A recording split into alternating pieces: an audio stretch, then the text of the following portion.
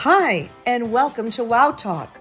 I'm Donna Cappuccitti, a thriving cancer survivor. And I'm her naturopathic doctor, Darlene Gustin. We're here to encourage, educate, and empower you on your journey to optimum wellness. Welcome. This is part 2 of our hormone testing episode.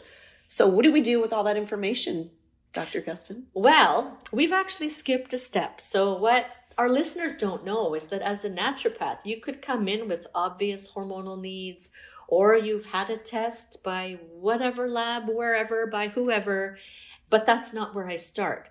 So as a naturopath, one of the philosophies that I have, that my profession has, is that we treat the root cause. So why are your hormones out of balance in the first place? And I have a 3-step approach. Step 1 being get rid of what should not be there. And that implies some type of detoxing. Do you have parasites? Do you have heavy metals?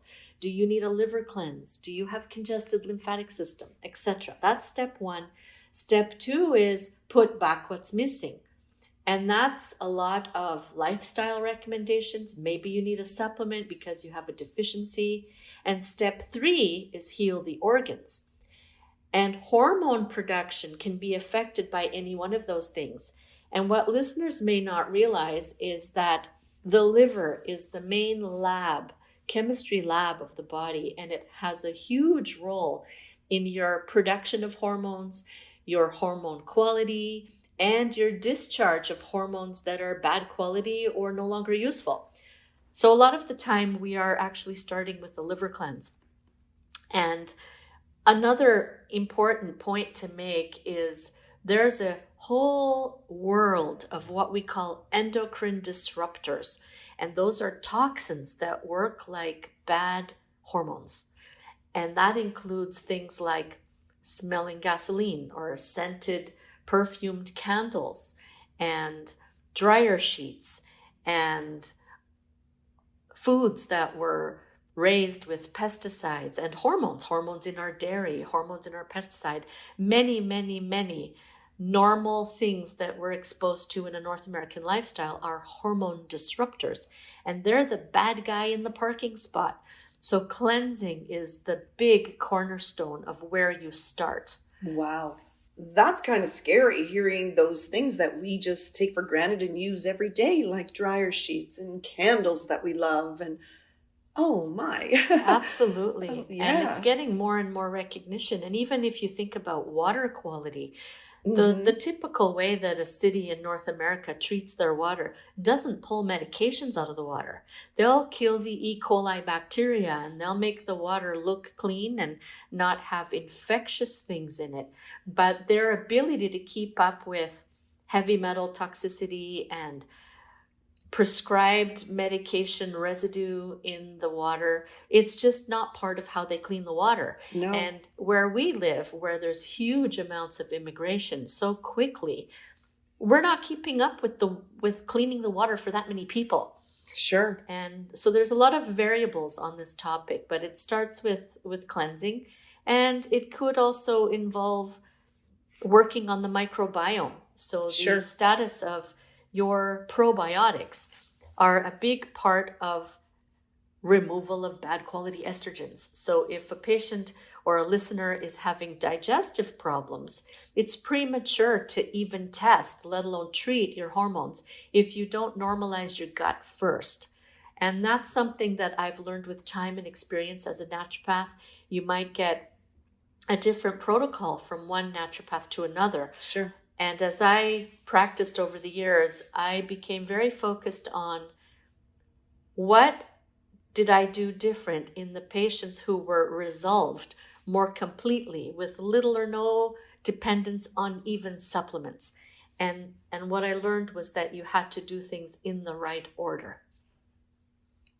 Okay, that makes sense. And as far as treating, when a lot of the times, by the time you get to step 3, you may not have to go to even treat step 3. For instance, if somebody is low in progesterone and some of their symptoms get better after we do a liver cleanse, and if they're lacking healthy fats in their diet, if they're lacking vitamin B6 or magnesium, these are all precursors. They're part of the chemistry of making progesterone quality, progesterone performance. So if you have a clean body and a nourished body, you're suddenly making hormones.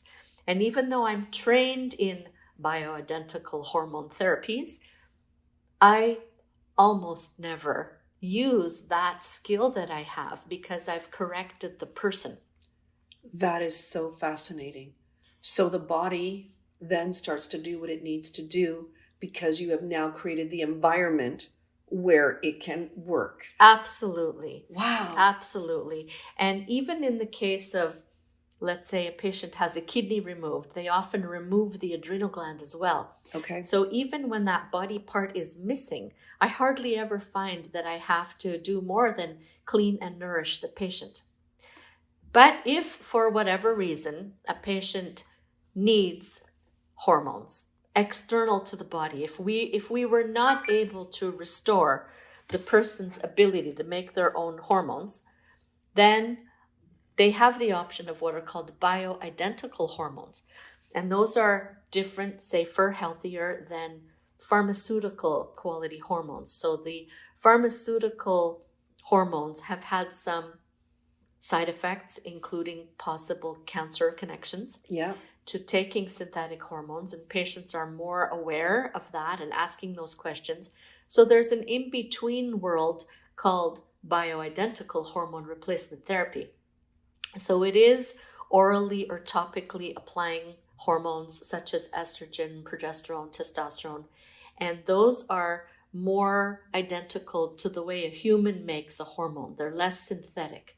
They're more closer to nature, and the side effects and risks are drastically less, if at all, to use those if you must. Okay, now I've heard of some people getting hormone therapy through an IV. Now, would that be more a pharmaceutical approach, or is that also the bioidentical? Honestly, it's definitely not something in the scope of a naturopathic doctor. Okay. And I don't have one single patient ever who has been prescribed intravenous hormone therapies by even their medical doctors. Okay. So that I can't speak to because I've never actually seen it in my career. Okay. All right. That would be my least favorite choice anyway, if I had to choose. But okay. So was there anything else you would like to talk about when it comes to fixing one's hormones? Lifestyle is huge. The answers don't have to be fancy. The answers don't have to be niche alternative medicine bioidentical hormones. The answer is as complicated as the conversation can be. It always loops back to health doesn't need to be complicated. It's as simple as get your sleep at nighttime, eat regular meals, have protein at each meal, and that smooths out a lot of body chemistry. And I want to include that listeners might not realize who is the most powerful hormone in the human body. So we'll put Donna on the spot and see if she can guess. No, I don't know. Okay, so Donna's got a blank look on her face. She's drawn a complete blank. So the most powerful hormone in the body is insulin. Oh, yeah. No, never would have picked that. Right. So most patients and listeners don't even realize insulin. I thought we were talking hormones. Now she's talking about blood sugar. Exactly. That's exactly what was going through my mind right now.